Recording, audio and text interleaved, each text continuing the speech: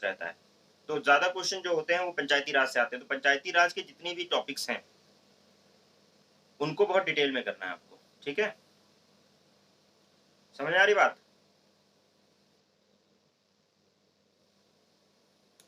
लेकिन जो ये म्युनिसिपैलिटीज़ हैं, इसको थोड़ा-सा मतलब अ, बहुत ज़रूरी नहीं है कि एक-एक उसके डिटेल में जाएँ, एक-एक कमिटी वगैरह के डिटेल में जाएँ, ऐसा ज़रूरी नहीं है। जो मैं चीज़ें बता रहा हूँ, जो चीज़ मैं इम्पोर्टेंट बताऊँगा इसमें, बस उतना आप कर लेंगे तो आपका काम हो जाएगा, ठीक है? म्युनिसिपैलिटीज़ में अच्छा क्या जानते हैं आप लोग म्युनिसिपैलिटी के बारे में? क्या जानते हैं? क्या सुना है कभी आपने municipal corporation, municipal council and आपका नगर पालिका इसमें आपने कुछ इस टाइप की कोई चीज़ सुनी है? सुनी तो होगी। इनमें डिफरेंस वगैरह पढ़ा है, कुछ जानते हैं आप लोग इसके बारे में? ये अर्बन लोकल गवर्नमेंट के बारे में बात कर रहे हैं हम लोग, ठीक है? बात आ रही समझ में? तो सब कभी सुना है बचपन में पढ़ा होगा ना चैप्टर हुआ करता था हमारे यहाँ नगर पालिका बचपन में जब सोशल साइंस की किताब में। तो कुछ याद आ रहा है? नहीं? चलिए कोई बात नहीं।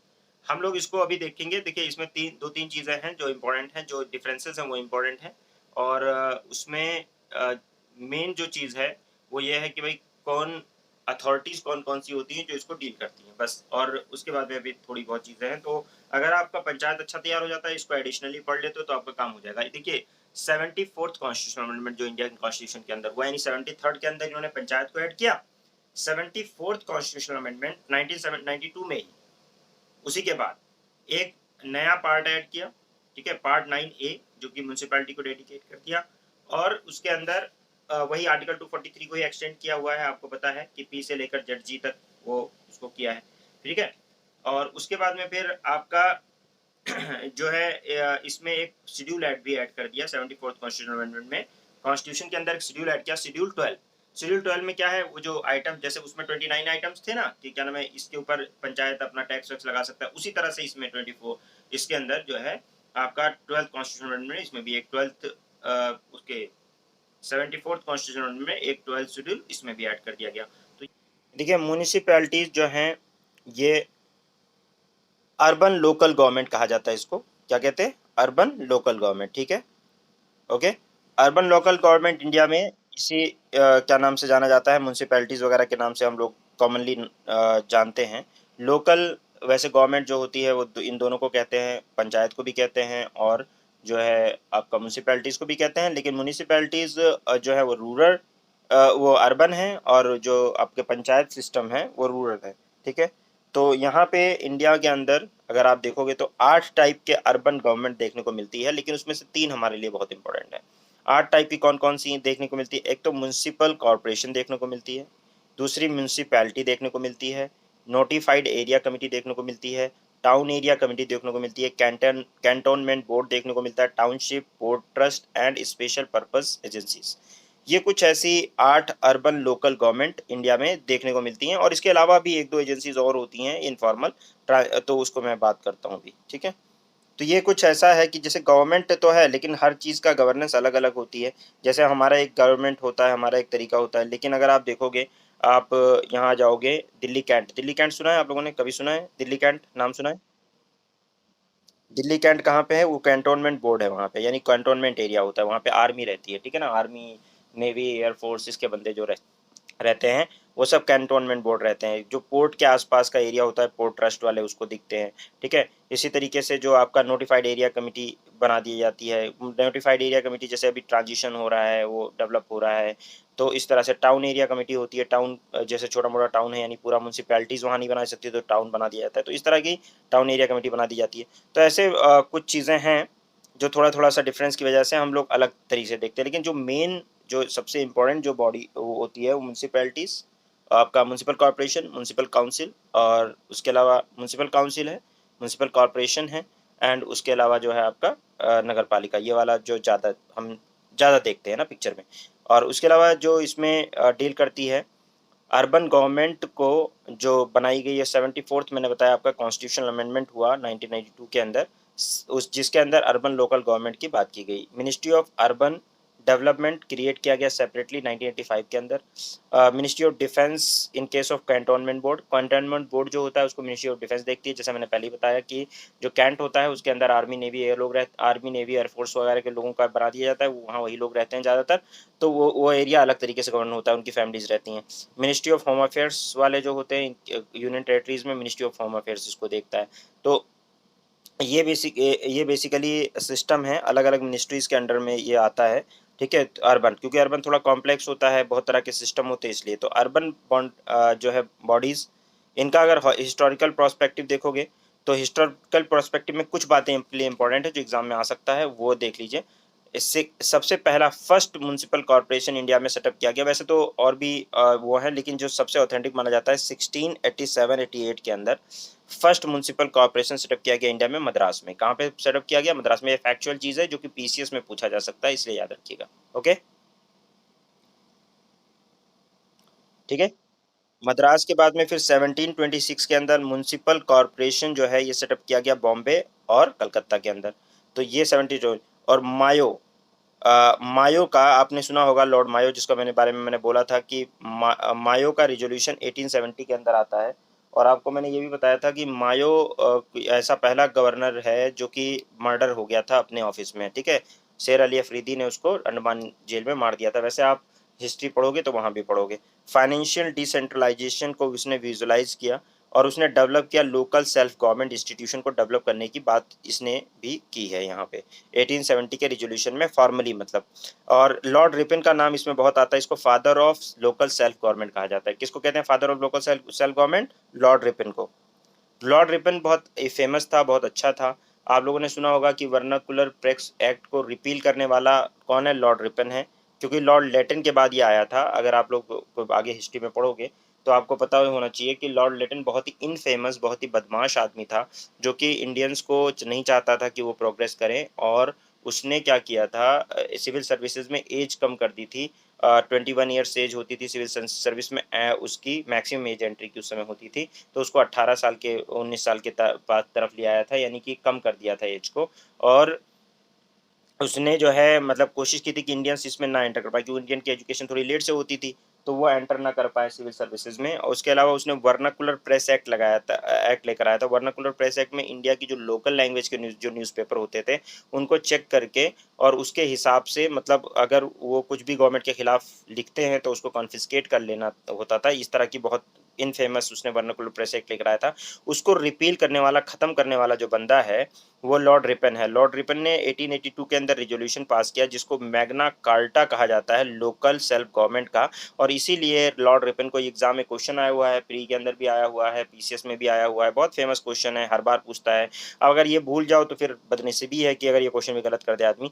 Lord Ripon is known as father of local self government, ठीक है ना। अब एक क्वेश्चन जो आया था उसमें यही था कि who is known as father of local self government, तो Lord Ripon, Lord Mayo, Lord Lytton और क्या नाम है, लॉर्ड कर्जन। अब ये चार नाम दिए थे, तो जाहिर सी बात है जिसने भी एक बार भी पढ़ा होगा उसको पता है लॉर्ड रिपन है, ठीक है ना। तो ये बात आप याद रखिएगा, फैक्चुअल चीज है लेकिन बहुत इंपॉर्टेंट है। समझ में आई बात?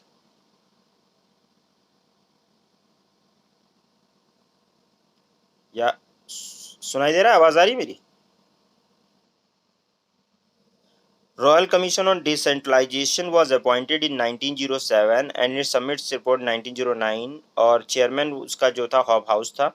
उसके अलावा जो है अंडर द डायरकी स्कीम मैंने आपको बताया था, थोड़ा बहुत आपको अगर आइडिया हो तो मैंने बताया था कि गवर्नमेंट ऑफ इंडिया एक्ट 1919 जो आया था, गवर्नमेंट ऑफ इंडिया एक्ट 1919 में आपका जो है डायरकी सिस्टम लाया गया था। डायरकी सिस्टम जो था उसमें रिजर्व सब्जेक्ट और ट्रांसफर सब्जेक्ट में दो पार्ट्स में जो है सब्जेक्ट्स को डिवाइड किया गया था। रिजर्व सब्जेक्ट जो है वो गवर्नर अपने हिसाब से चलाता था ऑफिशियल्स की मदद से, और जो ट्रांसफर सब्जेक्ट था उसको पॉपुलर मिनिस्टर के सपोर्ट से चलाता था। तो लोकल सेल्फ गवर्नमेंट जो है दैट बिकम ट्रांसफर सब्जेक्ट, वो ट्रांसफर सब्जेक्ट की कैटेगरी में आया गया था, यानी कि उसको मिनिस्टर्स चलाते थे। दैट वाज रिस्पॉन्सिबिलिटी थी इंडियन मिनिस्टर्स की उसको चलाने की, मतलब लोकल सेल्फ गवर्नमेंट को चलाने की रिस्पॉन्सिबिलिटी जो है ट्रांसफर सब्जेक्ट में किसको दे दिया गया था? मिनिस्टर्स को दे दिया गया था, ठीक है ना। बात समझ में आ रही है? हैं? आ रही है समझ में? उसके बाद में 1924 के अंदर कैंटोनमेंट एक्ट पास किया गया।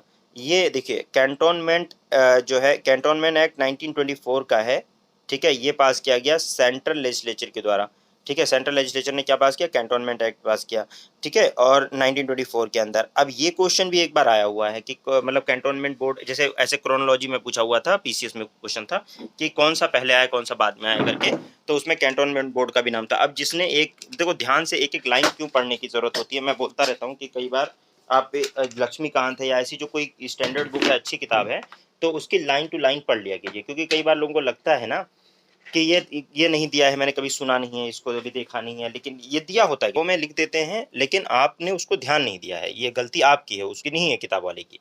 क्योंकि मैं आपको बताऊं जैसे वो हमारा क्वेश्चन था, अब उसको लोग कह रहे थे कि ये बहादुर साहब वाला जो क्वेश्चन था उसमें तो ये था कि बहादुर साहब गुजराती टीचर से, उन्होंने भी कहा कि इजिली अवेलेबल इन्फॉर्मेशन नहीं है। अब इजिली अवेलेबल इन्फॉर्मेशन नहीं है तो क्या है, जब उसमें दे रखा है ल्यूसेंट में, अब ल्यूसेंट में साफ साफ लिखा हुआ है। अब ल्यूसेंट से ज्यादा इजिली अवेलेबल क्या कंटेंट है, क्योंकि हर कोई बोलता है भैया जीके के लिए एक बार ल्यूसेंट रीड कर लेना, है ना।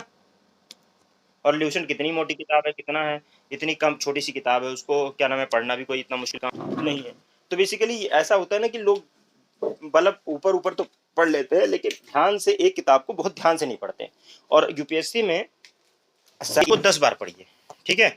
यानी बार बार पढ़िए, एक एक 10 किताबों को एक बार पढ़ने से अच्छा है एक किताब को 10 बार पढ़िए। क्योंकि कई बार ऐसा होता है पढ़ाते पढ़ाते, मुझे भी, जबकि मैं बहुत बार पता नहीं कितनी बार पढ़ा चुका हूँ, याद भी नहीं है कि कितने बैच पढ़ा डाले होंगे, लेकिन कभी कभी पढ़ते वक्त कहीं कहीं कोई ऐसा पॉइंट मिल जाता है कि लगता है यार ये तो मुझे ऐसा लग रहा है जैसे पहली बार देखा है। ऐसा होता है क्योंकि एक एक लाइन, एक एक वर्ड ऐसा तो नहीं हो कि आपको मतलब हमेशा याद रह जाए, पढ़ा लिया होगा नहीं ध्यान दिया होगा, ऐसा भी तो होता है। 1924 के अंदर ये कैंटोनमेंट एक्ट आया, ये क्वेश्चन आया, तो मुझे याद आ गया कि अब क्वेश्चन ज़्यादा सॉल्व करने से ये फायदा आपको रहेगा कि आप कहीं लाइन पकड़ी पकड़ी जाएगी आपसे, ठीक है। अंडर द ये provincial autonomy scheme introduce by the government of India 1935 के अंदर जो हुआ, यानी provincial 19 government of India act जो आया था 1935 में, उसके अंदर जो दिया था उसमें प्रोविंशियल ऑटोनॉमी की बात हुई थी। प्रोविंशियल ऑटोनॉमी स्कीम में इसमें लोकल सेल्फ गवर्नमेंट को प्रोविंशियल सब्जेक्ट दिया गया था, यानी प्रोविंशियल मतलब स्टेट का सब्जेक्ट बनाया गया था। अब ये इतनी बातों में ही बहुत बातें कह रखी हैं, तो ये पार्ट इंपॉर्टेंट था इसका, ठीक है। जहां इंपॉर्टेंट नहीं होगा मैं खुद नहीं मार्क कराऊंगा, तो ये पार्ट आप ध्यान रखिए, ये बहुत इंपॉर्टेंट पार्ट है। ये वाला पार्ट ज्यादा इंपॉर्टेंट नहीं है, कमिटी एंड कमीशन वाला, इससे बहुत ज्यादा क्वेश्चन नहीं आता है, ठीक है ना। ओके, क्योंकि ये कमिटी ऑन कमीशन वाला जो है, इसमें इसकी कमिटी से क्वेश्चन कम ही आया है, वह पूछता नहीं है, और उससे ज़्यादा आता है जो लोकल सेल्फ गवर्नमेंट। तो लोकल सेल्फ गवर्नमेंट वाला वो जो पंचायती राज वाला जो कमीशन है और जो कमिटीज़ हैं उनको रट्टा मार लेना, इसकी कमी की बहुत ज़रूरत नहीं है, ठीक है। कॉन्स्टिट्यूशनल में डालने की जो कोशिश की गई नगर पालिका के लिए, इन्हें भी कोशिश की, मैंने बताया था आप लोगों को, वीपी सिंह ने भी गवर्नमेंट की कोशिश की, लेकिन फाइनली जिन्होंने डाला इसको वो पीवी नरसिम्हा राव ने डाला था। मैंने आपको बताया था, कल आप लोगों ने देख भी लिया होगा प्राइम मिनिस्टर की लिस्ट, वो शॉर्ट में देखा होगा, देखा था है कि राजीव गांधी के बाद कौन कौन प्राइम मिनिस्टर हुए हैं, देखा था नहीं, देखा था, ध्यान नहीं दिया था। हाँ, it is finally emerged as a 74th constitutional amendment 1992 and 4, ये सब पता होना चाहिए कि भाई राजीव गांधी इसके बाद आए, पीवी नरसिम्हा राव आए उसके बाद। तो पीवी नरसिम्हा राव ने, यानी देखिए आप राजीव गांधी के बाद फिर कौन कौन थे, राजीव गांधी के बाद कौन थे, हैं? आपने वीपी सिंह देखा, वीपी सिंह के बाद में आपने चंद्रशेखर को भी देखा, आपने जो है, लेकिन जो किया लेकिन किया किसने, पीवी नरसिम्हा राव ने फाइनली आके, ठीक है ना, ठीक है। तो नए 74th, लेकिन ये भी ध्यान रखिएगा जो ओबीसी का रिजर्वेशन है उसको कराने वाला मेन जो है वीपी सिंह है, समझ रहे हो। 74th कॉन्स्टिट्यूशनल अमेंडमेंट एक्ट 1992 हुआ पास, इसके अंदर एक पार्ट मैंने बताया ऐड किया गया नया, पार्ट 9A, और इसमें आर्टिकल ऐड किए गए 243 से लेकर 243 ZG तक, ये आर्टिकल ऐड किए गए, और एक शेड्यूल ऐड किया गया 12 शेड्यूल, समझ रहे हैं, ठीक है। और उसमें फिर 12 शेड्यूल के अंदर जो आइटम्स हैं वो डील करता है उनको आर्टिकल 243W। अच्छा, अब मुझे ये बताओ कि म्यूनसिपैलिटी में मैंने कौन सा आर्टिकल बताया था कि 29 फंक्शनल आइटम से डील करता है, बताओ। उसमें सॉरी, पंचायती राज में, जब वो पंचायती राज में मैंने कौन सा बताया था आर्टिकल, याद करो,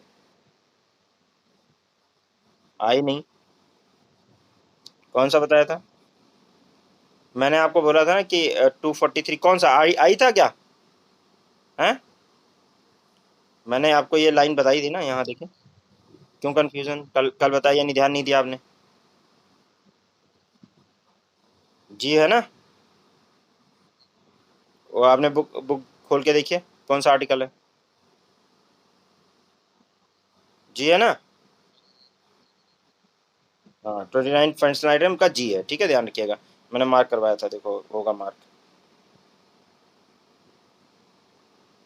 आप लोग जो मैं आर्टिकल मार्क करवा दूं, बोल दूं कि भैया ये इंपॉर्टेंट है, उसको जरूर ध्यान रखा कीजिए, ठीक है ना?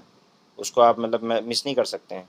ये 29 फंक्शनल आइटम ये दे रखे हैं, देखिए ये 29 फंक्शनल आइटम है, 29 फंक्शनल आइटम दिख रहे हैं ये, इसी तरह उसमें भी हैं, ठीक है ना? 29 फंक्शनल आइटम, ये 11 शेड्यूल वाले आइटम्स हैं, ठीक है ना? अब इनको डील करने के लिए आर्टिकल जो दिया था वो कौन सा दिया था? जी दिया था, 243 जी, है ना? ये आपके इसमें दे भी रखा होगा।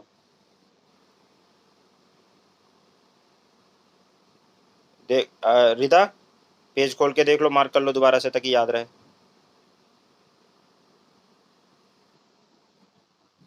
देख लिया? मार्क करा?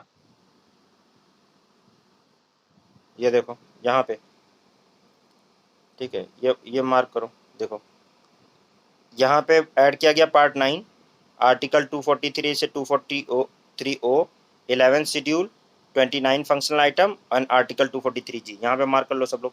कर लिया ना? तो इसी तरह से वहाँ पे जो म्यूनसिपैलिटीज़ हैं उसमें क्या मार्क करना है आपको, कि आपका पार्ट 9 ए, इसमें पार्ट 9, यहाँ पे पार्ट 9 ए, ठीक है? क्या मार्क करेंगे? पार्ट 9 ए, ठीक है? और क्या मार्क करा? क्या नाम है? म्यूनसिपैलिटीज़, ठीक है? म्यूनसिपैलिटीज़ पार्ट 9 ए, आर्टिकल 243 से पी से लेकर 243 पी से लेकर जज जी, और 12 शेड्यूल, ठीक है? और आर्टिकल कौन सा है? आर्टिकल कौन सा? 243 डब्ल्यू, ओके? तो ये इसमें हुआ, इसमें 3 टाइप की म्यूनसिपैलिटीज बनाने की बात मेनली की गई। एक नगर पंचायत, ठीक है, इसको अलग अलग नामों से जाना जाता है, कहीं पे कहीं कुछ किसी नाम से, कहीं किसी नाम से, लेकिन वो होता नगर पंचायत है, ठीक है? नाम कुछ भी हो सकता है। Transition area, that is the area between rural areas and urban area, यानी बीच में अभी कस्बा टाइप का हो रहा है, यानी कि अभी रूरल एरिया से वो डेवलप होकर अर्बन एरिया की तरफ जा रहा है, तो ट्रांजिशनल एरिया होता है, अलग अलग नामों से जाना जाता है इसको नगर, लेकिन हम लोग नगर पंचायत बोलते हैं। क्या बोलते हैं? नगर पंचायत। उसके अलावा छोटा अगर अर्बन एरिया है, स्मॉलर अर्बन एरिया, उसकी वहाँ पे म्यूनसिपल काउंसिल होता है। क्या होता है? Municipal council. और जहाँ बड़ा एरिया होता है, बहुत बड़ा होता है, वहाँ पे म्यूनसिपल कॉरपोरेशन होता है। मोनी, समझ में आ रहा है?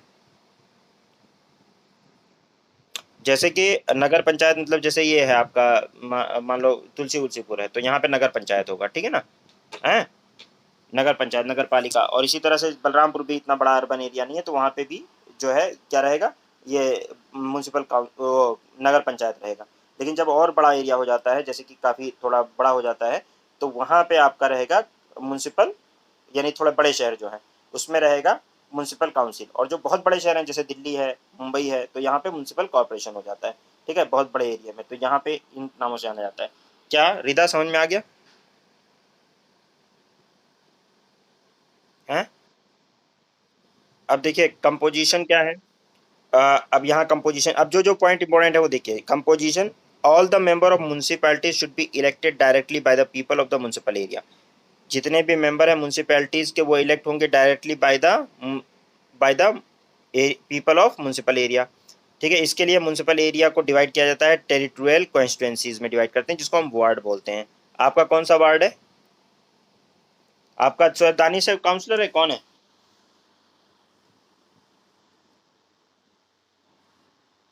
हाँ? नाजिया मतलब शोएब दानिश की वाइफ है? हाँ, मतलब शोएब दानिश ही जीते हैं ना एक तरह से। वो तो अलग बात है, लेडी जिताए चाहे कुछ जीते। तो मतलब ये है। तो वार्ड जो है आपका, एक वार्ड होता है, तो आपके एरिया को उसको वार्ड में डिवाइड करते हैं। जैसे वहाँ पे होता है ना कि प्रधानी वाला इलेक्शन होता है, तो प्रधान के लिए होता है, यहाँ पे वार्ड मेंबर होते हैं, वार्ड होता है। The state legislature may provide the manner for the election of chairperson of the municipalities. It may also provide the representation of the following person in the municipalities. देखो municipality के अंदर state अपने हिसाब से decide कर सकता है कि चेयरपर्सन का इलेक्शन कैसे होगा, डायरेक्ट होगा या इनडायरेक्ट होगा, वो उसका है, लेकिन वो इनडायरेक्टली बेसिकली होगा। पर्सन है जो स्पेशल नॉलेज का है, स्पेशल नॉलेज यानी कोई बंदा है आपके एरिया में जिसको स्पेशल नॉलेज है, स्पेशल एक्सपीरियंस है म्यूनसिपल एडमिनिस्ट्रेशन का, ठीक है, विदाउट राइट टू वोट, उसको भी मीटिंग में बुलाया जा सकता है म्यूनसिपैलिटीज़ के। Member of Lok Sabha and legislative assembly, ये रिप्रेजेंट करते हैं अगर कॉन्स्टिट्यूंसी को, तो ये भी म्यूनसिपल एरिया के मेंबर होते हैं, यानी कि इनको भी वहाँ पे रिप्रेजेंटेशन मिलता है। इनको भी बुलाया जाता है मीटिंग वगैरह में म्यूनसिपैलिटीज़ के, जो आपके एरिया के लोकल एमपी मिले होते हैं, ठीक है ना, जैसे अमानतुल्लाह है, और ठीक है। तो इस तरह से the member of Rajya Sabha, Rajya Sabha के जो मेंबर हैं, ठीक है, और उसके अलावा स्टेट लेजिस्लेटिव काउंसिल के जो मेंबर होते हैं, ठीक है, विद इन द एरिया, इनको भी रिप्रेजेंटेशन दिया जा सकता है। Chairperson the committees of the other ward committees, मतलब चेयरपर्सन जो है कमिटीज़ के, उनको भी रिप्रेजेंटेशन दिया जाता है। मतलब कुछ ये है कि कुछ लोगों को यहाँ पे दिया हुआ है कि ऐसे बंदों को ऑल्सो आप रिप्रेजेंटेशन दे सकते हो, चाहे उनको वोटिंग राइट हो या ना हो, यानी वोट से मतलब उनको नहीं मिलेगा, लेकिन उनसे पूछा जा सकता है कि भाई अपने एरिया को चलाने के लिए क्या करें, तो उनको मीटिंग वगैरह में बुलाया जा सकता है। तो ये एक ये बात है कंपोजिशन में। दूसरा, वार्ड कमेटी कैसे बनती है वो देखिए। वार्ड कमेटी जो है क्या होता है कि ward committee constitute of one or more wards within the territorial area of the municipalities having population of 3 lakh और मोर, 3 लाख या उससे ज़्यादा अगर पॉपुलेशन है तो उसमें वार्ड बना दिया जाता है। स्टेट लेजिस्लेचर में make provision with respect to the composition of the आपका territorial area of the ward committee and and the manner in which the seat of the ward committee shall be filled. It may also make any provision, ठीक है, for the constitution of the committees in addition to the ward committees, ठीक है।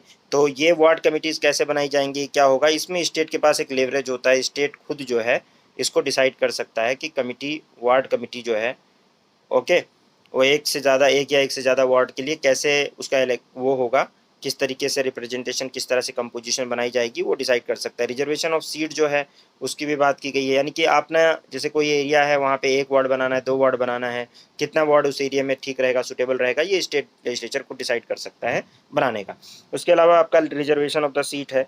Reservation of the seat जो है वो क्या है, the act provide for the reservation of the seat for the schedule caste and schedule tribe in every municipality in the proportion of their population to the total population of the municipal area.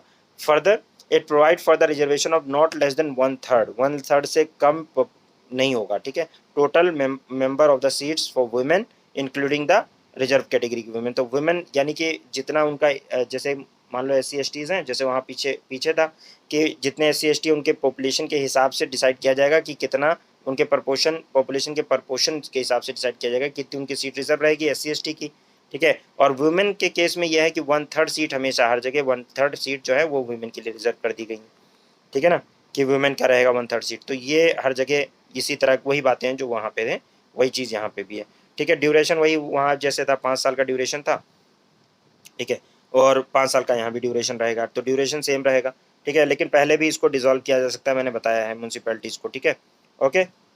और अगर नया constitute होता है वही same provision जो उसके अंदर आपने देखा था वही प्रोविजन यहाँ पे भी है, ठीक है, ओके। अगर डिसॉल्व हो जाता है तो अगर बीच में बनता है तो वो कैसे रहेगा। डिस्क्वालिफिकेशन क्या है भाई, कोई भी बंदा, मैंने बताया था 21 साल का अगर है तो वो वोट कर सकता है, जैसे वहाँ पे जो सीन था वही सेम सीन यहाँ पे भी है, ठीक है, ओके, इसमें कोई चेंज नहीं है। स्टेट इलेक्शन कमीशन इलेक्शन करवाएगा, ये भी बात वही है। पावर एंड फंक्शन, देखो ये सारी बातें वही हैं, फाइनेंसेस वगैरह वाली बातें भी ये है कि स्टेट गवर्नमेंट और उनको भी टैक्स वैक्स की पावर दे देगी। फाइनेंस कमीशन बोलेगा कि भाई वही सेम बात की हुई है कि स्टेट के ऊपर डिपेंडेंट है, लेकिन उनको भी कुछ टैक्स वैक्स लगाने की पावर दे दो, बाकी सारी बातें वही हैं, ठीक है। अब क्या है, तो एक डिस्ट्रिक्ट प्लानिंग कमेटी बनाई जाती है डिस्ट्रिक्ट लेवल पे, जो कि प्लानिंग करती है इन सब के लिए, म्यूनसिपैलिटीज़ और इन सब के लिए, मतलब जो प्लानिंग डिस्ट्रिक्ट अगर है तो डिस्ट्रिक्ट प्लानिंग कमेटी भी सारा प्लान डिस्ट्रिक्ट प्लानिंग कमेटी जैसे वहाँ करती है, यहाँ पे मेट्रोपॉलिटन प्लानिंग कमेटी होती है।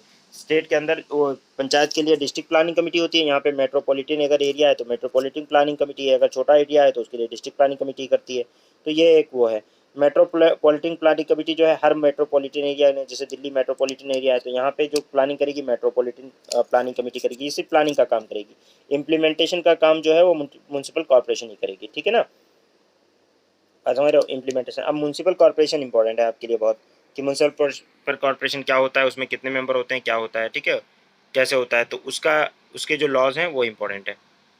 ओके, तो वही बात वो यहाँ पे भी है कि वह 1 जून 1993 तक जो है जब कॉन्स्टिट्यूशन लागू होने के बाद, यानी जब कॉन्स्टिट्यूशन में डाल दिया गया तो 193 तक का टाइम दिया गया था, उसके बाद में सब चेंज करके सब जिस तरह से कॉन्स्टिट्यूशन में दिया गया उस मैनर में आप इलेक्शन वगैरह करवाओगे। 12 शेड्यूल के अंदर 18 फंक्शनल आइटम है, उसमें कितने थे 29, इसमें कितने हैं 18 फंक्शनल आइटम है, ये क्वेश्चन पूछ लेता है। इसमें कौन कौन सी चीज़ें हैं, जैसे अर्बन प्लानिंग है, town regulation of the land वगैरह है, कंस्ट्रक्शन ऑफ द बिल्डिंग है, ये सब इनके अंडर में आता है। रेलवे ब्रिज वगैरह का अगर बनाना है, ये सब फॉरेस्ट्री वगैरह का सब इनके अंडर में 18 फंक्शनल आइटम है।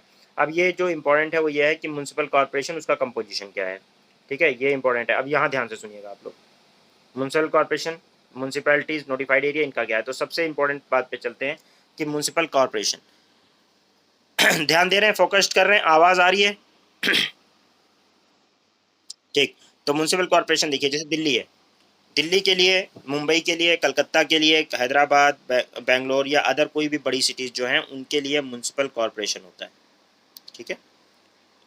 ये बात तो समझ में आ गई होगी कि इनके लिए म्यूनसिपल कॉर्पोरेशन, जैसे एमसीडी दिल्ली सुना होगा आप लोगों ने, है। और ये स्टेब्लिश किए, they are establish by the act of concern state legislature, state legislature इनको बनाता है, या यूनियन टेरिटरी में है तो यूनियन टेरिटरी में एक्ट ऑफ पार्लियामेंट बनाता है, ठीक है ना।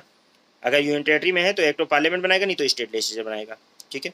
तो म्यूनसिपैलिटीज़ जो हैं वो कैसे होती हैं, there may be one common act for all the municipal corporation in the state और a separate act for each municipal corporation, मतलब एक एक कई म्यूनसिपल अगर कॉर्पोरेशन है तो एक सेपरेट एक्ट भी स्टेट बना सकता है और एक कॉमन भी बना सकता है। जैसे यूपी के अंदर कई सारे मेट्रोपॉलिटन एरिया है, तो मेट्रोपॉलिटन एरिया या वो क्या नाम है म्यूनसिपल कॉर्पोरेशन वाले एरियाज हैं, तो एक स्टेट चाहे तो सबके लिए कॉमन एक लॉ बना दे, या अलग अलग स्टेट अलग अलग मतलब एरियाज के लिए अलग अलग म्यूनसिपल कॉर्पोरेशन के लिए अलग अलग कानून बना सकता है, ऐसा कर सकता है, ठीक है ना। तो म्यूनसिपल कॉर्पोरेशन क्या होता है, इसमें तीन अथॉरिटी मेन होती हैं, याद रखो।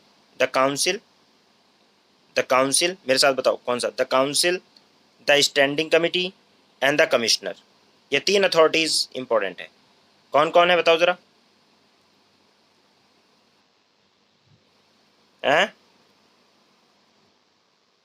Council, standing committee and the commissioner, ठीक है। म्यूनसिपल कमिश्नर, कमिश्नर सबसे इंपॉर्टेंट बॉडी है, इसमें आईएएस ऑफिसर होता है वो, ठीक है ना।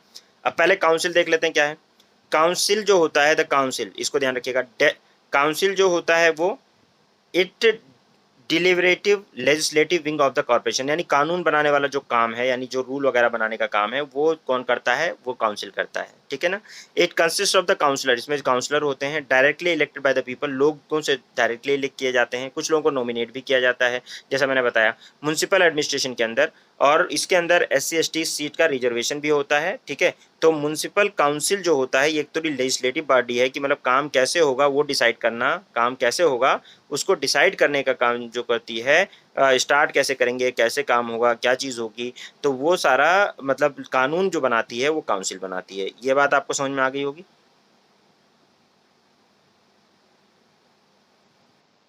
अच्छा, इस काउंसिल का हेड जो होता है वो मेयर होता है। कौन होता है, the head of the council is mayor, ठीक है।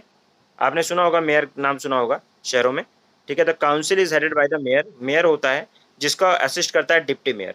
ये काउंसिल की मीटिंग वगैरह जो होती है उसको उसमें ये लोग होते हैं, तो मेयर होता है और डिप्टी मेयर होता है जो असिस्ट करता है, तो ये कानून बनाने का काम करते हैं, लेकिन इम्प्लीमेंटेशन का काम इनका नहीं है। ये जैसे प्रेसिडेंट होता है उसकी तरह काम करता है ये, ठीक है ना।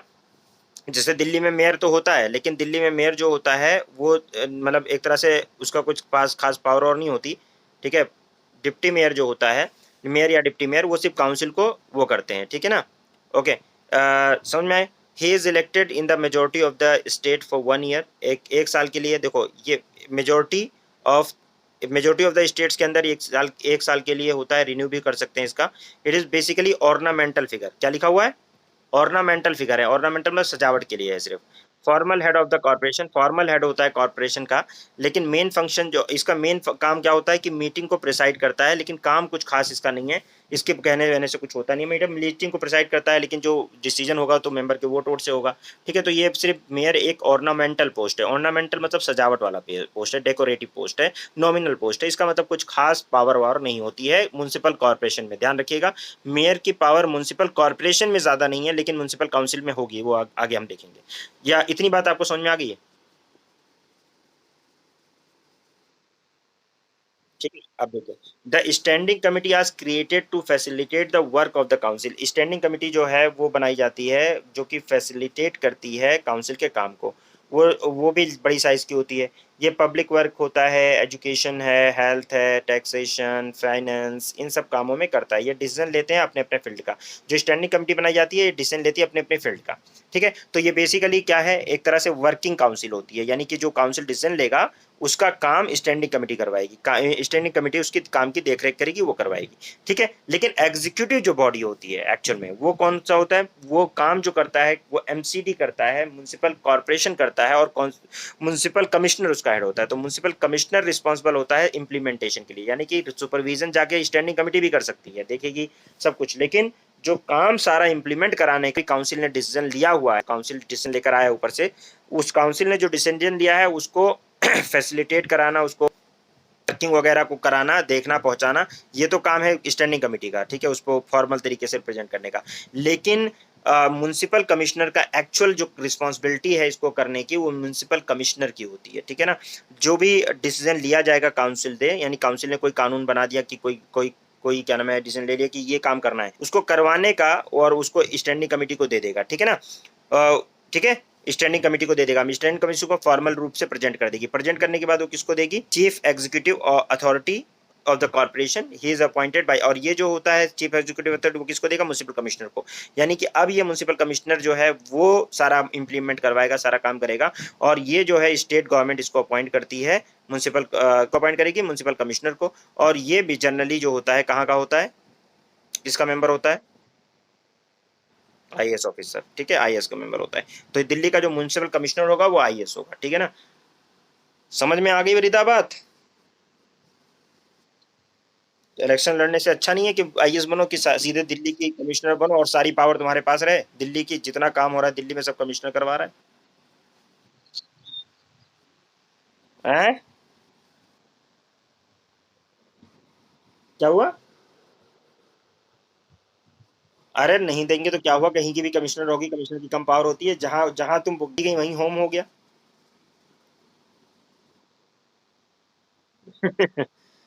इंसान जहां रहने लगे जाए परिवार के साथ वही होम है, होम क्या होता है।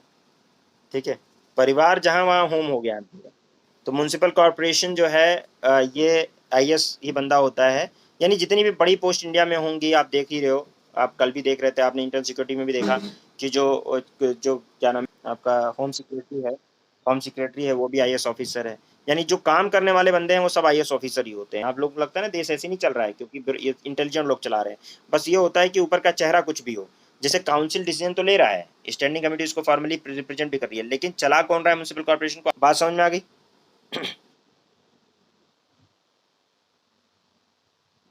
कैसे? नहीं देखो, एग्जीक्यूटिव पावर वो कह सकते हैं ना, जुबान ही तो चला सकते हैं, कराना तो उसी का काम है, उसको ऑर्डर के बिना काम होगा नहीं, है कि नहीं? नहीं, क्रेडिट कुछ नहीं ले जा रहे हैं, पता है एक्चुअल में ये बहुत अमीर होते हैं, तुम्हें पता नहीं है, आईएएस ऑफिसर जो होते हैं ना ये अंदर अंदर ना बहुत, ये इन लोगों का सारा काम उनके उनका परसेंट अगर मैं फॉर्मली क्या बोलूँ ठीक है समझ रहे हो तुम, ये जान लो कि हाँ, हाँ, तो ये सब बहुत ही वो है। ऐसा ना समझो कि नेता क्रेडिट ले जा रहे हैं, नेता को तो अपना फेस दिखाना ही है, अगर मेन नेता अपना फेस नहीं दिखाएगा तो उसको लोग चुनेंगे कैसे, क्योंकि वो इलेक्शन के भरोसे है, ये तो अपने भरोसे है ना, अपनी कलम के भरोसे है, समझ रहे हो, उसको कौन सा किसी से इलेक्शन करवाना है। म्यूनसिपैलिटीज उनको पॉपुलर होना है, पॉपुलर रहेंगे तो वोट मिलेगा, इनको पॉपुलर होने की जरूरत थोड़ी ना है। म्यूनसिपैलिटीज ये तो जितना छुप के काम कर लें उतना बढ़िया है इनके लिए ठीक है। म्यूनसिपैलिटीज दूसरी वाली देखो, अब देखो म्यूनसिपल कॉर्पोरेशन के बाद ये municipality are establish for the administration of the towns and the smaller cities like corporation. they also they are also set up in the state by the act of the concerned state legislature, same वही सारी बात है। ठीक है, अब इसमें जो है म्यूनसिपल काउंसिल, दे उनको अलग अलग नामों से जाना जाता है काउंसिल को, देखो कहीं पे इसको बोलेंगे म्यूनसिपल काउंसिल बोलेंगे, ठीक है, कहीं पे बोलेंगे क्या, म्यूनसिपल काउंसिल, ओके, कहीं पे बोलेंगे म्यूनसिपल कमिटी, कहीं बोलेंगे म्यूनसिपल बोर्ड, ठीक है, कहीं म्यूनसिपल क्या नाम है आपका म्यूनसिपल बोर्ड, म्यूनसिपल, ठीक है, म्यूनसिपैलिटी, कहीं सिटी म्यूनसिपैलिटी, कहीं अदर, अलग अलग तरीके से क्या नाम है इसको बोला जाता है। Municipal corporation like municipal corporation, municipalities in authorities होती हैं, एक होता है काउंसिल, एक होता है काउंसिल, एक होता है स्टैंडिंग कमिटी और एक होता है चीफ एग्जीक्यूटिव ऑफिसर। ठीक है, काउंसिल जो होता है वो डेलिबरेटिव बॉडी होती है, विंग होती है, जैसा उसमें बताया गया है। काउंसिल जो है डायरेक्टली, यहाँ पे काउंसलर जो होते हैं directly elected by the people होते हैं। काउंसिल का हेड जो होता है, प्रेसिडेंट जो होता है, उसको चेयरमैन या प्रेसिडेंट कहते हैं काउंसिल के हेड को। ठीक है, वो उसमें वाइस चेयरमैन या वाइस प्रेसिडेंट भी होता है यहाँ पे। ठीक है, अब ये जो होता है प्रिसाइड करता है मीटिंग को। ठीक है, unlike the mayor of the corporation, जैसे मेयर ऑफ द कॉर्पोरेशन होता है उसी तरह ये भी हेड होता है, लेकिन मेयर ऑफ द कॉर्पोरेशन के पास पावर नहीं होती, इसके पास पावर होती है। ठीक है, तो यहाँ पे साफ साफ लिख दिया गया है कि unlike the mayor of the municipal corporation he played significant role, ये बहुत इंपॉर्टेंट रोल प्ले करता है, क्योंकि इसका डिसीजन जो होता है प्रधान की तरह हो जाता है, जैसे गांव का प्रधान होता है ना, सिग्निफिकेंट रोल प्ले करता है in the municipal administration. Apart from the presiding over the meeting of the council he enjoy the executive power, इसकी एग्जीक्यूटिव पावर भी, उसके कहने पर बहुत सारे काम भी होते हैं, एग्जीक्यूशन कराने का भी काम होता है। उसके अलावा आपका स्टैंडिंग कमेटी होती है। स्टैंडिंग कमेटी क्रिएट की जाती है कि क्या नाम है, काउंसिल के वर्क को फैसिलिटेट करने के लिए, जैसे मैंने आपको बताया वो सेम वही काम है जैसे पीछे वाला काम था। तो स्टैंडिंग कमेटी होती है, पब्लिक वर्क, टैक्सेशन वगैरह इसको देखती है। Chief executive officer, chief municipal officer, ये रिस्पॉन्सिबल होते हैं day to day general administration के लिए ऑफ द म्यूनसिपैलिटीज, और इसको स्टेट गवर्नमेंट अपॉइंट करती है। तो ये बात भी समझ में आ गई होगी आप लोगों के। ठीक है ना, तो ये दो मतलब बॉडीज इंपॉर्टेंट है। उसके अलावा बाकी देखो छोटा एरिया है तो उसमें अलग नाम से जानते हैं, लेकिन सारी चीज़ें इसी तरह की होती हैं। उसके बाद फिर नोटिफाइड एरिया कमेटी होती है। नोटिफाइड एरिया कमेटी क्रिएट की जाती है दो तरीके से। एक फास्ट डेवलपिंग टाउन जो होते हैं, जैसे बहुत तेजी इंडस्ट्रीज डेवलप हो रही है वहाँ पे। ठीक है, तो वहाँ पे लेकिन अभी उनकी कंडीशन ऐसी नहीं है कि उनको म्यूनसिपैलिटी बनाया जाए, अभी कंडीशन ट्रांजिशन फेज में है, तो वहाँ पे नोटिफाइड एरिया कमेटी बना दी जाती है। नोटिफाइड एरिया कमेटी जो है, समझ रहे हो ना, जैसे कहीं बहुत तेजी से डेवलपमेंट हो रहा है लेकिन अभी वो पूरी तरह से डेवलप नहीं है, तो वहाँ पे नोटिफाइड एरिया कमेटी बनाई जाती है, और नोटिफाइड एरिया कमेटी उस सारे काम को देखती है। ठीक है, समझ रहे हो बात को, यानी वहाँ का एडमिनिस्ट्रेशन, वहाँ बिजली वगैरह सप्लाई करवाना, और वहाँ पे जो उसका नाली वाली और सारा जितना भी रोड सेट, वो सारा काम जो है ये देखती है। टाउन एरिया कमेटी होती है, ये छोटा टाउन जो होता है, स्मॉल टाउन, वहाँ पे एक सेमी म्यूनसिपल अथॉरिटी बना दी जाती है, वो रोड, स्ट्रीट, रेलवे, ड्रेनेज वगैरह का काम वो सारा देखती है। कैंटोनमेंट बोर्ड होता है, ये इंपॉर्टेंट है। कैंटोनमेंट बोर्ड जो होता है ये म्यूनसिपल एडमिनिस्ट्रेशन के अंदर सिविल पॉपुलेशन जो रहती है, यानी कैंटोनमेंट की जो सिविल पॉपुलेशन रहती है वो कैंटोनमेंट एरिया में, उसको देखता है ये सिविल पॉपुलेशन, समझ रहे हो। यानी भाई सब लोग तो मिलिट्री वाले नहीं, मिलिट्री के सब लोग तो मिलिट्री नहीं होते ना, उनके बाप और मान उनके डिपेंडेंट जो रह रहे हैं वो लोग सिविल पॉपुलेशन में आते हैं, फिर वो रिटायर हो जाते हैं तो भी वहाँ पे कंटोनमेंट में रह जाते हैं या इस तरह से। तो वो जो होता है मतलब ये सिविलियन जो पॉपुलेशन है कंटोनमेंट एरिया, ये उन वो म्यूनसिपल एडमिनिस्ट्रेशन एस्टेब्लिश करती है कंटोनमेंट एरिया में। और इसमें क्या होता है, ये मिनिस्ट्री ऑफ डिफेंस के अंडर में होती है, डिफेंस मिनिस्ट्री के अंडर में होती है, काम करती है। ठीक है, तो अब इसमें क्या है, इसमें चार टाइप के, देखो यहाँ पे it is setup under the provision of the cantonment act 2006, the legislative legislation enacted by the central government. It work under the administrative control of the defense ministry of the central government. Thus, unlike the four type of urban local bodies which are created by the administration of the state government, a cantonment board is administered by the central government. तो क्योंकि ministry of defence जो होती है वो central government के under में है, तो ये सेंट्रल गवर्नमेंट, बाकी सारे देख रहे हो आप स्टेट लेजिस्लेचर उनमें काम कर रहा है, ये जो है सेंटर काम कर रहा है, इसलिए ध्यान रखिएगा इसको। ठीक है, कैंटोनमेंट बोर्ड कब बनाया गया है, सबसे पहला जो एक्ट, ये जो 2006 में अमेंडमेंट हुआ है और उसमें कंसोलिडेट करने के लिए बनाया गया है, ये इसने रिप्लेस करा है किसको, कैंटोनमेंट एक्ट 2024 को, 1924 को, 1924 में सबसे पहले बना था ये। ठीक है, एट प्रेजेंट 62 कैंटोनमेंट बोर्ड है इंडिया के अंदर। ठीक है, जो चार कैटेगरी के अंदर होते हैं ये, on the basis of their civilian population, चार कैटेगरी के होते हैं, 62 कैंटोनमेंट बोर्ड पूरे इंडिया के अंदर हैं, और चार कैटेगरी में तो कौन कौन सी होती है, उनकी सिविलियन पॉपुलेशन के बेसिस पर। अगर उनको कैटेगरी एक में रखते हैं, कब रखते हैं, जब वो 50,000 से ज़्यादा वहाँ पॉपुलेशन हो तो उसको रखेंगे कैटेगरी वन में। कैटेगरी टू में रखते हैं अगर 10,000 से 50,000 पॉपुलेशन है सिविलियन, और अगर तीन कैटेगरी थ्री में रखते हैं जब 2500 से एक 10,000 पॉपुलेशन हो, और 2500 से अगर कम पॉपुलेशन है तो फोर्थ कैटेगरी में रखते हैं। कैंटोनमेंट बोर्ड जो है पार्टली इलेक्टेड और पार्टी नॉमिनेटेड मेंबर होते हैं इसके अंदर, जाहिर सी बात है पार्टी इलेक्टेड होंगे जो कि नॉर्मल देखेंगे, और जो मिलिट्री ऑफिसर भी रहेंगे जो कि नॉमिनेटेड रहेंगे कई सारे। तो मिलिट्री ऑफिसर जो कमांडिंग स्टेशन का होगा वो एक्स ऑफिशियो प्रेजेंट होता है बोर्ड का इसका, ये 5 साल के लिए बोर्ड बनाया जाता है। कंटोनमेंट अगर वन कैटेगरी वन कंटोनमेंट के अंदर कौन कौन होता है देखो, एक तो पीरियड वही 5 साल है। एक मिलिट्री ऑफिसर होगा जो कि commanding military officer commanding station का मिलिट्री ऑफिसर होगा, ठीक है, जो पूरे उसको देखेगा। एक एग्जीक्यूटिव इंजीनियर होगा जो cantonment executive engineer in the cantonment होगा, वो देखेगा। हेल्थ ऑफिसर होगा एक कैंटोनमेंट का जो हेल्थ वगैरह के काम देखेगा। First class magistrate nominated by the district magistrate, district magistrate एक फर्स्ट क्लास मजिस्ट्रेट अपॉइंट करेगा, वो यहाँ देखेगा।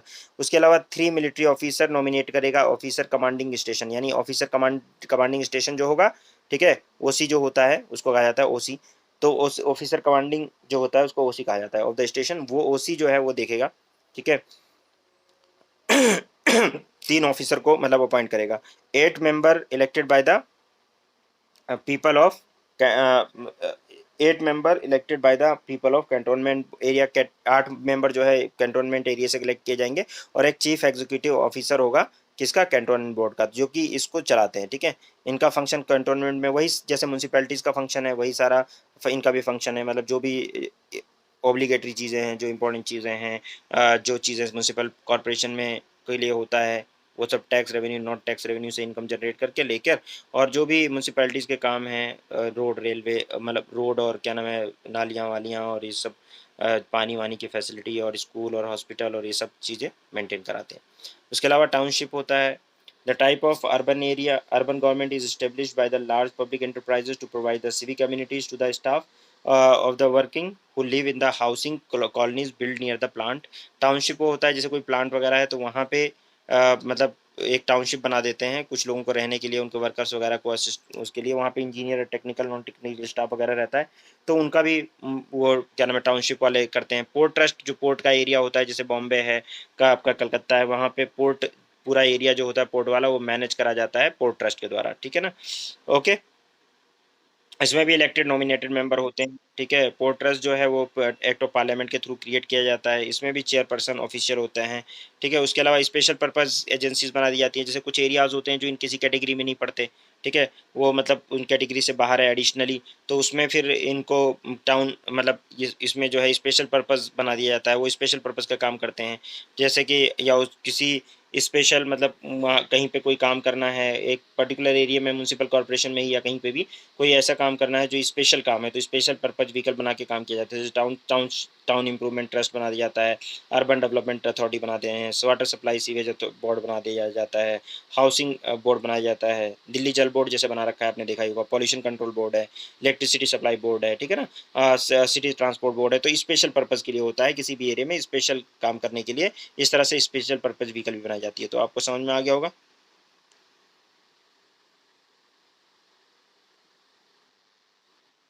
ठीक है, तो सारा आपने सिस्टम जो देखा है वो सब उसी तरह का है, एक ही तरह का सिस्टम है म्यूनसिपैलिटीज़ का ही उसमें, लेकिन आपको बस वही ध्यान रखना है कि 3 जो इस काउंसिल, स्टैंडिंग कमेटी एंड जो कमिश्नर होता है, बस उसको याद रखना है वहाँ पे। बाकी ये अलग अलग एरियाज़ के लिए आप लोगों ने देखा कि अलग अलग तरीके से सिस्टम बना दिया जाता है, ठीक है। और ओके, अब municipal corporation municipal personal, there are 3 type of municipal personal system in India. Personal working in the urban government may belong to one or all the 3 types. These are separate personal system. Under this system, each local body appointed administer and control its own personnel. They are not transferable or to the other local bodies. It is most widely prevalent system. This system uphold the principle of local autonomy and promote undivided loyalty. तो इसमें यह होता है कि आप वहाँ के जो बंदे काम करेंगे वो कहाँ से आएंगे, तो उसको कहा जाएगा म्यूनसिपल पर्सनल। तो म्यूनसिपल पर्सनल यानी जो वहाँ पे स्टाफ काम कर रहा है, क्लर्क हैं, ये सब हैं जो भी पेपर वर्क वगैरह सब कुछ करते हैं, या जो भी वहाँ के काम करने वाले जो बंदे होते हैं वहाँ कहाँ से आएंगे। तो एक सेपरेट पर्सनल सिस्टम अगर होता है तो उसमें क्या होता है कि इस सिस्टम में लोकल बॉडी अपॉइंट करती है, एडमिनिस्ट्रेट करती है, कंट्रोल करती है सारे पर्सनल को, उनकी सैलरी वगैरह सब कुछ, उनको ट्रांसफ़र वो ट्रांसफरेबल नहीं होते हैं, उनको ट्रांसफ़र नहीं किया जा सकता। वो जो है मतलब अपनी लोकल बॉडी को देखेंगे, हमेशा वहीं रहेंगे, उसी को ध्यान रखेंगे। तो इसमें क्या होगा कि उनका ड्यूटी उसके लिए हमेशा बनी रहेगी। यूनिफाइड पर्सनल सिस्टम होता है, इस सिस्टम के अंदर स्टेट गवर्नमेंट अपॉइंट करती है, इसमें अपॉइंट करती है, एडमिनिस्टर करती है, कंट्रोल करती है, ठीक है, स्टेट कैडर वाइज तरीके से। और यहाँ पे स्टेट गवर्नमेंट जो है उनको ट्रांसफ़र भी कर सकती है बिटवीन दो सिस्टम, जैसे कि आंध्र प्रदेश में है, तमिलनाडु में, उत्तर प्रदेश में, राजस्थान, मध्य प्रदेश, यहाँ सब ये सिस्टम है, यूनिफाइड पर्सनल सिस्टम है, यानी कि एक म्यूनसिपल एरिया का बंदे को दूसरे म्यूनसिपल एरिया में भेजा जा सकता है, ठीक है। और ये होता है आपका यूनिफाइड। उसके अलावा इंटीग्रेटेड होता है।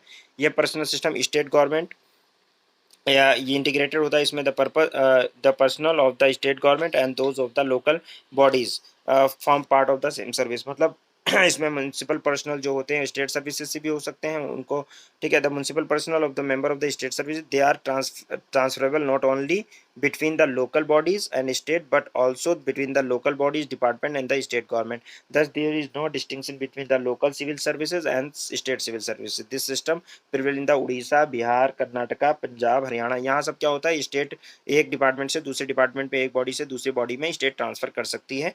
तो ये है म्यूनसिपल पर्सनल जो है वो कहाँ कहाँ से आते हैं। ऑल इंडिया इंस्टीट्यूट और लोकल सेल्फ गवर्नमेंट मुंबई वगैरह में जैसे 1927 में क्रिएट किया गया, ठीक है। ये एक प्राइवेट रजिस्टर्ड सोसाइटी थी के तौर पे बनाया गया, वहाँ से भी आते हैं। Central urban environmental studies new Delhi, ये 1967 में जो है सेटअप किया गया। इसी तरीके से रीजनल कमिटी, ऐसे कई सारी कमिटीज़ हैं, इनको सबको आपको याद करने की, रटने की ज़रूरत नहीं है। लेकिन ऐसे बहुत सारे मतलब लोगों ने हेल्प की है, बहुत सारी कमिटीज़ वगैरह ने हेल्प की है, तब जाके अर्बन गवर्नमेंट चल पाया काफ़ी, क्योंकि हर जगह का अलग अलग सिस्टम है, अलग अलग जो है वो तरीका है चलाने का। तो यहाँ पे कोई यूनिफॉर्मिटी एक तरह से नहीं है, अलग अलग जगहों पे अलग अलग है, लेकिन लगभग सिमिलर फंक्शन सबके हैं, काम वही है। अथॉरिटीज़ बदल जाती हैं, तरीका बदल जाता है, कहीं यूनिफाइड तरीका है, कहीं लोकली अपॉइंट किए जाते हैं, कहीं स्टेट अपॉइंट करता है, वो सब चीज़ें अपनी हैं। कहीं कहीं पे है कि ट्रांसफरेबल नहीं है, उनको ट्रांसफ़र नहीं किया जाता है, कहीं पे ट्रांसफ़र हो जाते हैं स्टेट गवर्नमेंट के, जैसे अभी एमसीडी में है तो कहीं और डाल दिया जाएगा उनको, ठीक है। ऐसे स्टेट गवर्नमेंट कर सकती है। तो इस तरह की भी चीज़ें हैं, बट इससे सिर्फ क्वेश्चन नहीं आता, ये फिर नॉलेज के लिए मैंने बता दिया। उसके अलावा म्यूनसिपल रेवेन्यू, रेवेन्यू कहाँ से आता है, तो टैक्स रेवेन्यू, ये लोग टैक्स लगा सकते हैं, poll tax, pilgrimage tax, lighting tax, और इसी तरह से ब्रिज टैक्स वगैरह लगा के ऑक्ट्राय वगैरह लगा सकते हैं, तो इससे पैसा आता है। उसके अलावा नॉन टैक्स रेवेन्यू है, जो मतलब इनका म्यूनसिपल प्रॉपर्टीज़ वगैरह होती हैं, फीस, फाइन, रॉयल्टीज़ वगैरह जो लेते हैं, प्रॉफिट वगैरह, डिविडेंड, जैसे बहुत सारे पार्किंग वार्किंग बनाते हैं ना, तो उसमें पैसा वैसा कमाते हैं, उससे कहते हैं एमसीडी की पार्किंग, तो उससे पैसा कमा रहे हैं, और चीज़ें हैं। इसी तरह ग्रांट जो स्टेट देता है, ठीक है, या अपना मतलब फंड ट्रांसफ़र करता है अर्बन अर्बन लोकल बॉडीज़ को, लोन वगैरह ले सकता है, ये सारा है सेंट्रल, ठीक है। तो इसके अलावा central council for the of local government, central council for the local government setup किया गया था 1954 में, ठीक है। ये जो है constituted under article 263 of the constitution of India by the order of the president of India, और originally it was known as central council of local self-government. However, the term self-government was found to be superfluous and hence was replaced by the term government in 1980. Till 1958, it dealt with the both urban as well as the rural local government. But after 1958, it is dealing with the urban government only. तो ये ध्यान रखिएगा, council. The council is an advisory body. It constitutes of the minister for the urban development and the government of India and the minister for the local self-government in the state. The union minister act as a chairman of the council. The council perform the following function with regard to the local government: consider the recommendation, the policies of the matter, making purpose for the legislation, examination and possibilities of the cooperation between the center and the state, drawing up the common program action, recommendation the public center financial assistance, reviewing the work done by the local bodies or the center. तो central level पे भी ये बना दिया गया है, ये है होता है सेंट्रल काउंसिल। ये लोकल गवर्नमेंट की सारी चीज़ों को मॉनिटर करता है, मतलब लोकल उनका एडमिनिस्ट्रेशन वगैरह को देखता है, कोऑर्डिनेशन वगैरह सेंट्रल गवर्नमेंट के साथ इस्टेब्लिश कराता है, कोई स्कीम वगैरह गवर्नमेंट ने बनाया तो उसको पहुंचाने वचाने का देखने का काम सारा करता है। इसमें जो इंपॉर्टेंट आर्टिकल्स हैं वो देखें, 243W इंपॉर्टेंट आर्टिकल है, ठीक है। 243W इंपॉर्टेंट आर्टिकल है। उसके अलावा 243Y फाइनेंस कमीशन के बारे में बात करेगा, वो इंपॉर्टेंट आर्टिकल है। और उसके अलावा जो है आपका जो है मतलब इलेक्शन टू द म्यूनसिपैलिटीज़ में ZA भी कभी कभी बोल सकता है, वैसे कोई आर्टिकल तो नहीं पूछेगा, बहुत रेयर है कि आर्टिकल पूछे, लेकिन ठीक है फिर भी आप देख सकते हैं। वाई देख लीजिएगा, इसमें इलेक्शन की बात होती है। और उसके अलावा जो है आपका 243P के अंदर डेफिनेशन है, 243W के अंदर मैंने आपको बताया क्या है, पावर, अथॉरिटी, रिस्पॉन्सिबिलिटीज़, वो सारी बातें उसमें दे रखी हैं कि क्या क्या है, ठीक है। तो फाइनेंस कमीशन जो है जो वो करता है, वो ZY 43Y में दे रखा है कि फाइनेंस कमीशन का सारा वो डिस्कशन डिटेल कि कैसे वो करेगा। अब देखो अलग अलग अर्बन लोकल बॉडीज़ में अलग अलग पावर्स भी दे रखी हैं, ठीक है ना, अलग अलग तरीके से बनाया। जैसे वहाँ पे था ना आपका स्टेट गवर्नमेंट के उसमें क्या नाम है पंचायत वाले में, तो पंचायत वाले में जो है ना आपका विलेज लेवल, फिर इंटरमीडिएट लेवल, फिर उसके लेवल, तो ऐसे-ऐसे हर स्टेट में अलग-अलग है। जैसे आंध्र प्रदेश के अंदर म्युनिसिपल कॉर्पोरेशन, म्युनिसिपैलिटीज़ और नगर पालिका पंचायत पाई जाती है। अरुणाचल प्रदेश में अर्बन लोकल बॉडीज़ तो एग्ज़िस्ट ही नहीं करती हैं, ठीक है ना? उसके अलावा आपका आसाम के अंदर म्युनिसिपल कॉर्पोरेशन, म्युनिसिपैलिटीज़ और टाउन प्ला पंचायत होती है। बिहार के अंदर म्युनिसिपल कॉर्पोरेशन, म्युनिसिपल काउंसिल और नगर पंचायत होता है। ठीक है ना? नगर पंचायत आपने सुना होगा वहाँ पे जो अर्बन एरियाज़ में आप लोग रहते होंगे, पता ही होगा। गुजरात के अंदर जैसे गोवा में म्युनिसिपल कॉर्पोरेशन, म्युनिसिपल काउंसिल है। गुजरात के अंदर municipal corporation, municipalities notified area council है। इसी तरीके से अलग-अलग जगहों पे कहीं 2 टायर है, कहीं 3 है। जैसे जम्मू कश्मीर में म्युनिसिपल कॉर्पोरेशन है और म्युनिसिपल कमिटीज़ हैं।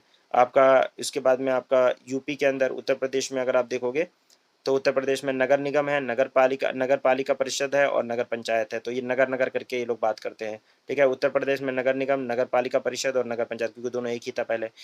वेस्ट बंगाल में municipal corporation, municipalities, notified areas होते हैं। तो ऐसे अलग-अलग जगहों पे अलग-अलग नाम जाना जाता है, लेकिन होता वही है, एक लोकल लेवल पे रहेगा, यानी नगर लेवल पे, एक म्युनिसिपल काउंसिल और एक म्युनिसिपल कॉर्पोरेशन के लेवल पे। तो ये पूरा मतलब है इस बहुत ज़्यादा इसमें आपको रट्टा मारने की ज़रूरत नहीं है। जितना मैंने बहुत हाइलाइट किया है उसको आपको फ़ोकस करना है, बाकी ज़रूरत नहीं है। ठीक है ना? समझ में आ गई बात?